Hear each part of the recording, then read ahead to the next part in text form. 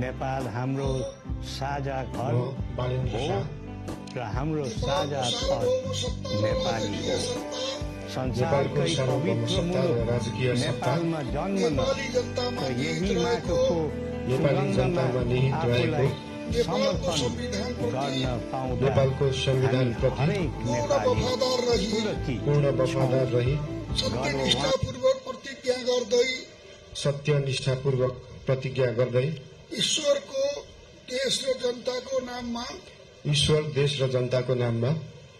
शपथ लिन्छु कि प्रधानमन्त्री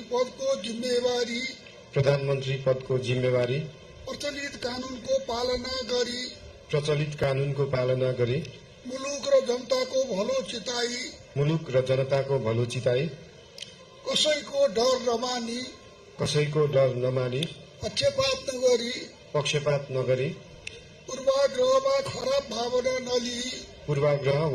भावना नलिई ईमानदारीका साथ गर्नेछु र आफ्नो कर्तव्य पालनको सिलसिलामा आफूलाई जानकारीमा आएको कुरा म पदमा बहाल रहँदा वा नरहँदा जुनसुकै अवस्थामा पनि प्रचलित कानूनको पालना गर्दा बाहेक अरू अवस्थामा कुनै किसिमबाट पनि प्रकट वा संकेत गर्ने छैन। धन्यवाद। यसपछि नवनियुक्त सम्माननीय प्रधानमन्त्रीज्यूलाई Ông